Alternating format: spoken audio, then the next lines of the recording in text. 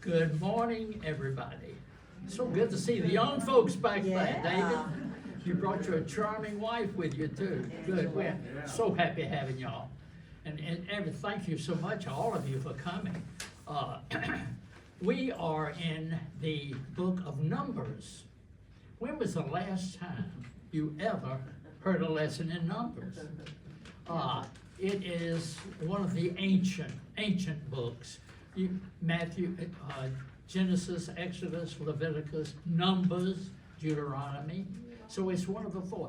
It was written around 1450 BC. So it is an ancient book. But it's good. I got into it. I had never been in Numbers to speak of. And I got involved in it, and I said, hey, this is very interesting. I think it would be real interesting more for people that were good in geometry than me, because there's a lot of talking about numbers. Mary Lou said, don't go there. You said geometry. Yes. Geometry. It's geography. No, I'm talking about You're talking about geometry. numbers. I'm talking about the numbers. Oh, I'm Yes, sorry. that's okay. Won that one. Thank you, Mary Lou. You're wrong, Mary Lou. No. Ooh, I may have to take a taxi home. But we're in this very, very Old Testament. As I said, it was written around 1450 BC. But it was involved in an alphabetic system of writing was beginning to happen.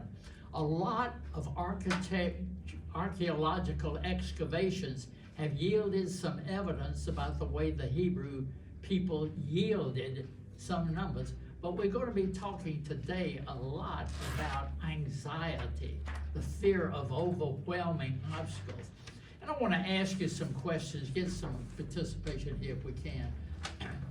What are some, it doesn't have to be a personal observation, but what have you ever had to happen or know of happening that involved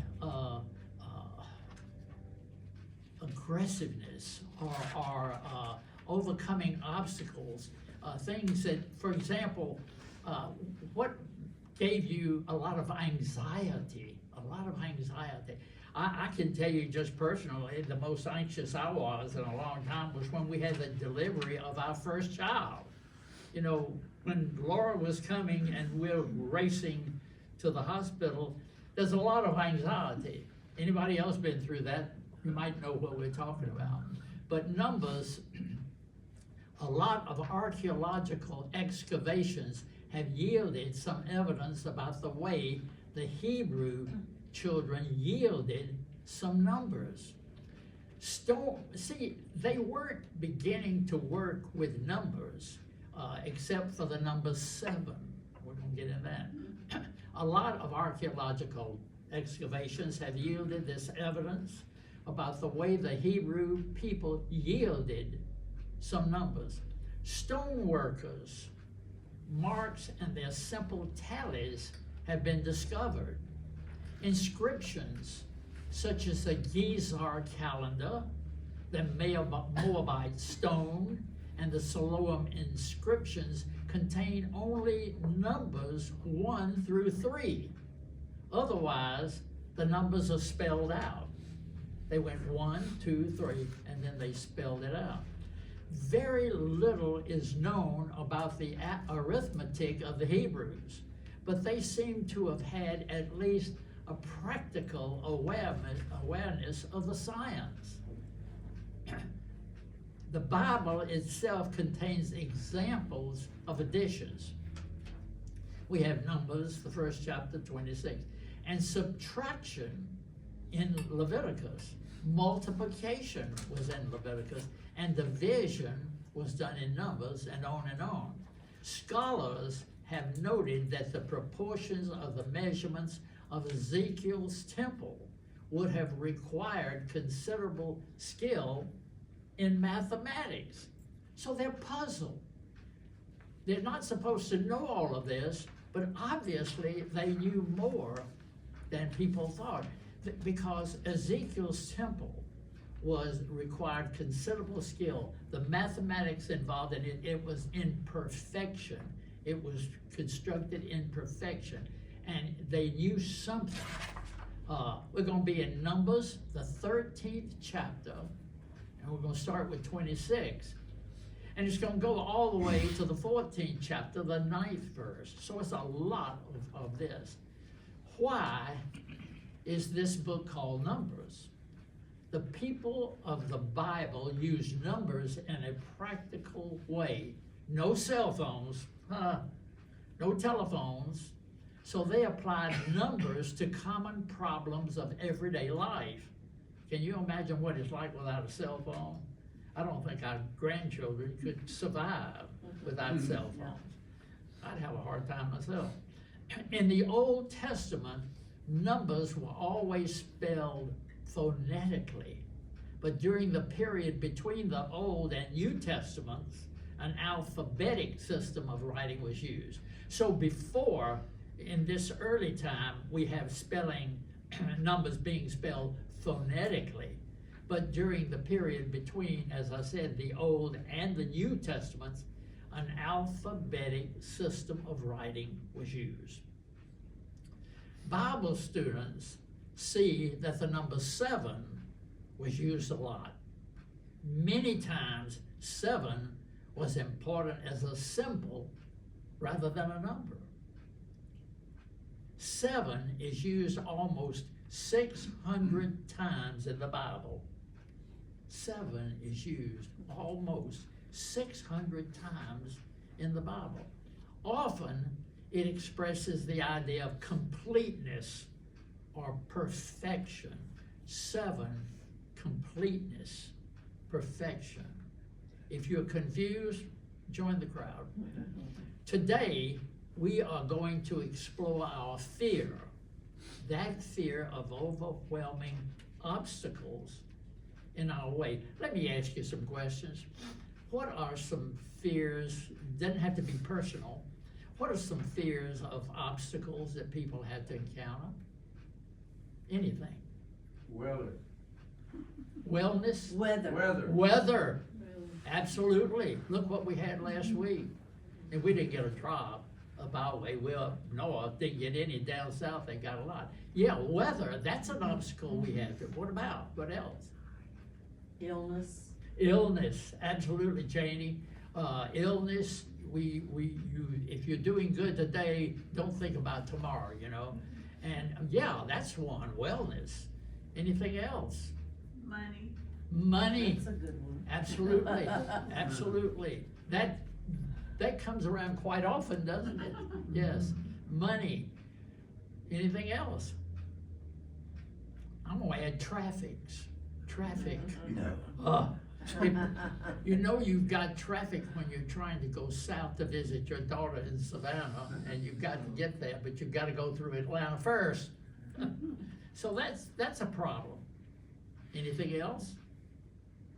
Okay, today we are going to explore our fear, that fear of overwhelming obstacles in our way. So obstacles, what are obstacles? Anything that hinders progress. Anything that hinders progress. In our lesson today, we find a fear about the Israelite people of obeying God's command to go into the promised land. God had instructed Moses to send a band of spies into the promised land and to bring back a report on what they could surmise from the people there. So Moses talked to them and he said, I'm going to send a band of spies.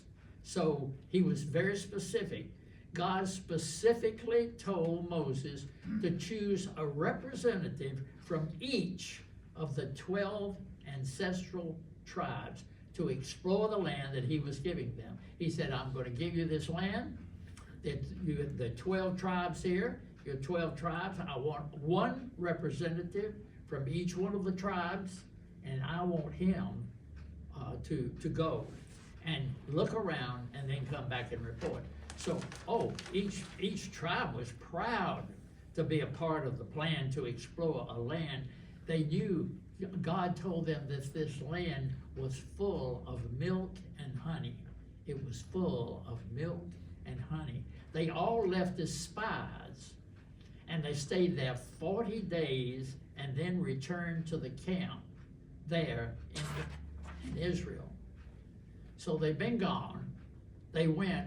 They've been gone for 40 days, one representative from each one of the 12 tribes. The land was everything promised and more.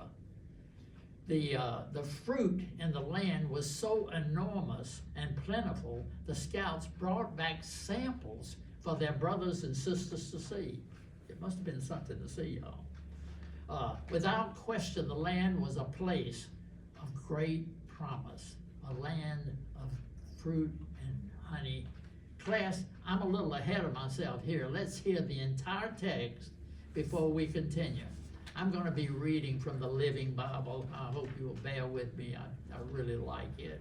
I like the translation. We're going to be in Numbers 13:26 all the way to chapter 14, 1 through 9. 40 days later, the spies returned from their town. They made their report to Moses. Aaron and all the people of Israel in the wilderness of Paran and Kadesh, and they showed the fruit they had brought with them. This was their report. We arrived in the land you sent us to see, and it is indeed a magnificent country, a land flowing with milk and honey. Here is some fruit we have brought as proof. So he brings back the proof. And that was their report. But the people living there are powerful, and their cities are fortified and very large. And what's more, we saw Anakim giants there, exclamation point. The Amalekites live in the south, while in the hill country there, the Hittites, the Jebusites, and Amorites down along the coast of the Mediterranean Sea, and the Jordan River Valley are the Canaanites. But Caleb reassured the people as he stood before Moses. Now, this is Caleb. He's one of the 12. Let us go up at once and possess it, he said, for we are all well able to conquer it. And the other spies said, not against people as strong as they are. They would crush us. So the majority report of the spies was negative. 2 of the 12 said, hey, let's go in there. The other 10 said, oh, negative. The land is full of warriors. The people are powerfully built. And we saw some of the Anakim there, descendants of the ancient race of giants. We felt like grasshoppers before them. They are so tall. Then all the people began weeping aloud, and they carried on all night. Their voices rose in a great chorus of complaint against Moses and Aaron. Oh, not a pretty picture, y'all. We wish we had died in Egypt, they wailed, or even here in the wilderness, rather than to be taken into this country ahead of us. Jehovah will kill us there, and our wives and little ones will become slaves. Let's get out of here and return to Egypt. Now, you know what they were going through in Egypt. They were slaves. They were in bondage, and they are willing to leave and go back to Egypt, to bondage, rather than going where God had promised them. They have no faith in God. The other 10 tribes have completely lost any faith they had. God told them specifically, I will protect you. Go in, you can take it over because I said you can take it over. And we wish we had died in Egypt or even here in the wilderness rather than be taken into this country ahead of us. Jehovah will kill us there, and our wives and little ones will become slaves. Let's get out of here and return to Egypt. The idea swept the camp. Let's elect a leader to take us back to Egypt, they shouted. Then Moses and Aaron fell face downward on the ground before the people of Israel. Two of the spies, Joshua, the son of Nun, and Caleb, the son of Jephunneh, ripped their clothing and said to all the people, "It is a wonderful country ahead, and the Lord loves us. He will bring us safely into the land and give it to us. It is very fertile, a land flowing with milk and honey." So, of the 12 tribes, 2 are saying, we trust God. God said it, I believe it, let's do it. The other 10 of the 12 tribes said, we'd rather go back into slavery than go forward. What does that say about them? These are supposed to be God-fearing people, and God was speaking to them. I mean, they had something. We hear God in visions and so forth speaking to us. They had so much more. I mean, and Moses and Aaron, you can't get any finer than those two. And here they are absolutely flabbergasted that here these people have come back, and 10 of the 12. It is inconceivable for us, especially today here in the, in where we are. We know that God promised it to them, folks, and He will bring us safely into the land and give it to us. It's very fertile, a land flowing with milk and honey. What do you think about that? They were afraid. They were afraid. They were genuinely afraid, weren't they, Steve? They just couldn't. They couldn't build up their faith. They couldn't keep their faith, and even after all they'd seen. Yeah. No And trust. you know, Steve, we can sit here in the 21st century and say, but they were. It's inconceivable to me that they had God on their side, and they couldn't think of anything but going back to Egypt to slavery. Now, is that not, So that's what they were doing. They wanted to go back to slavery, so Moses is saying, oh, do not rebel against the Lord, and do not fear the people of the Lord, for they are but bread for us to eat. The Lord is with us, and He has removed His protection from them. Don't be afraid of them, quote, end quote.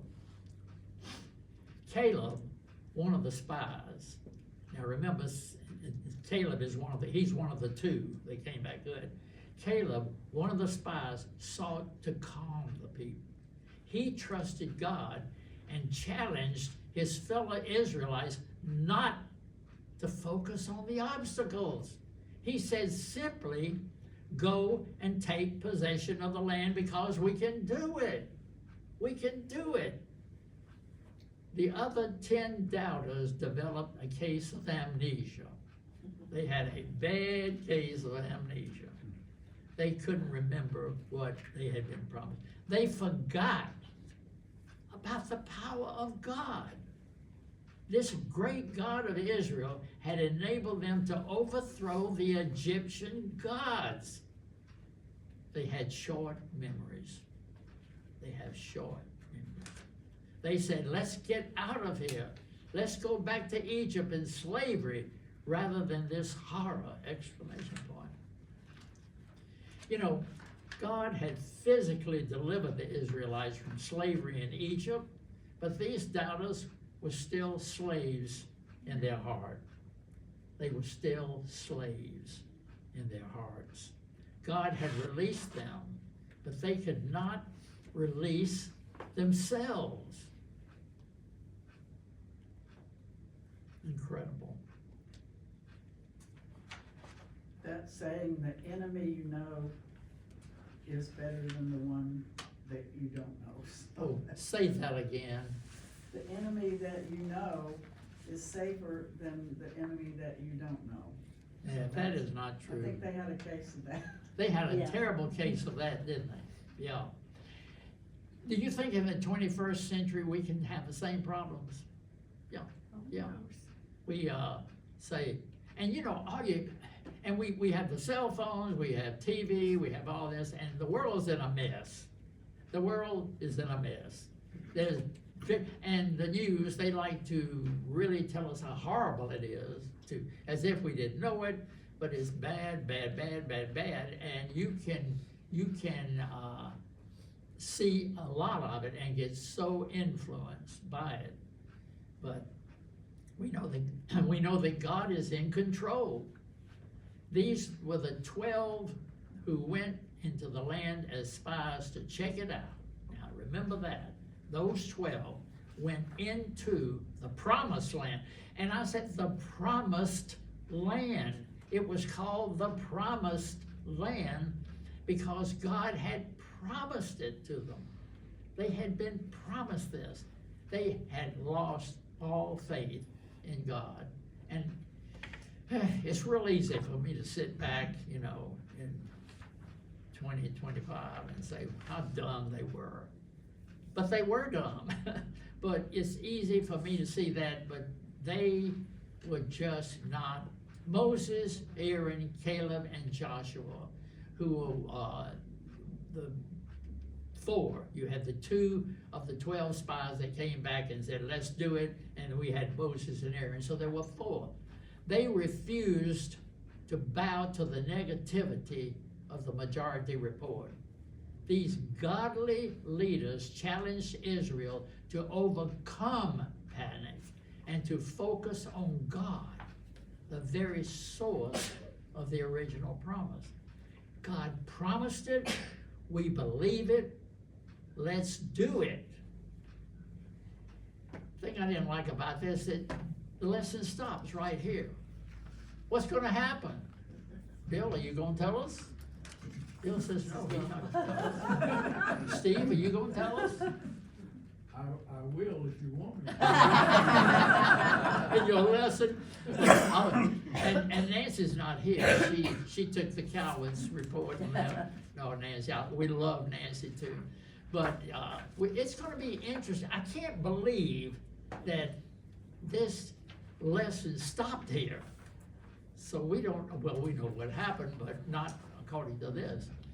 But it tells you and me that the very next time an obstacle appears on a path paved with prayer, ask God for direction.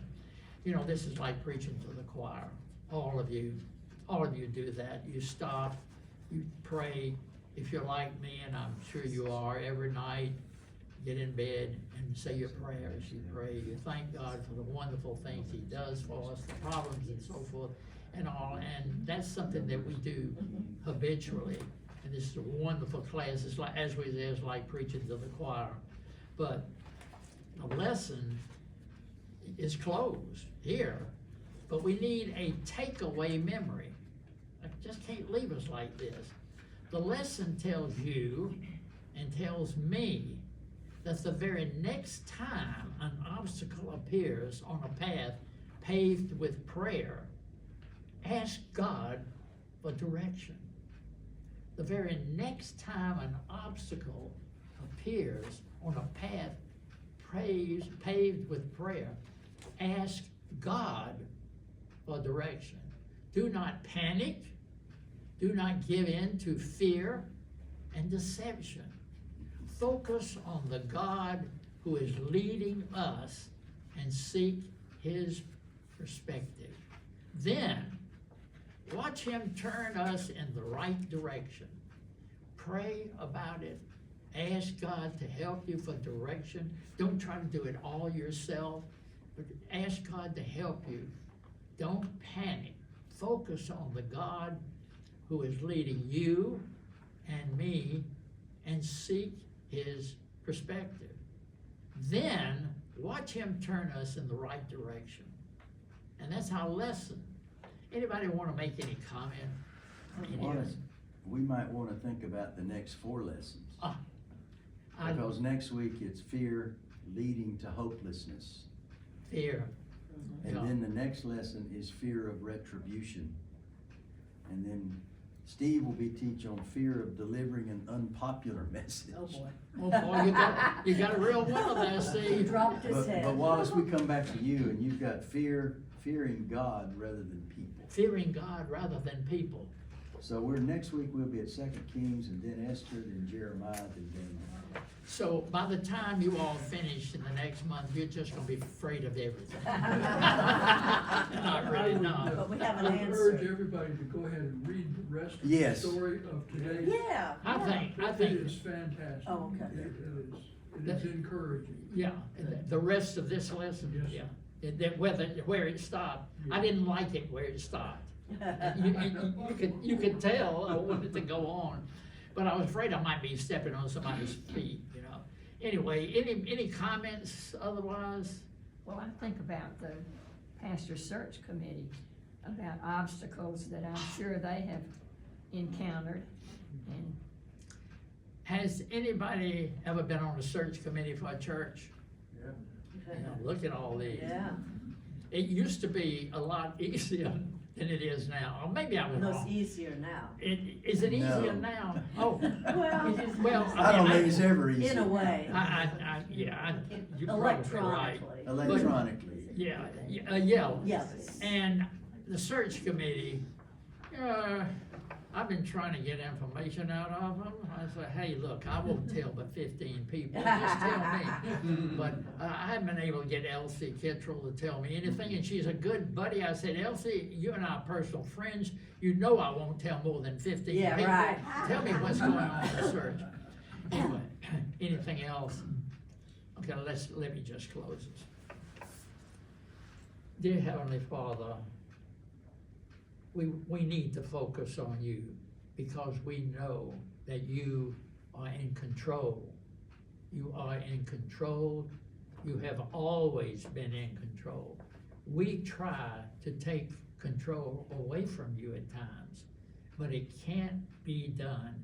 Help us to be good stewards of what you do for us each and every day. Help us to be cognizant of the people that we have seen on the board today. You know them, you know what their problems are, and you know there are people that are not on the board, dear Father, today. They should be on the board, but you know who they are, dear Father. We love you so much, and we thank you for this church and the wonderful staff that we have. And we just ask that you bless the staff, bless the people on the search committee, for we need your help in guiding them to the right person. We ask all of this in your wonderful and precious name. Amen. Well, as we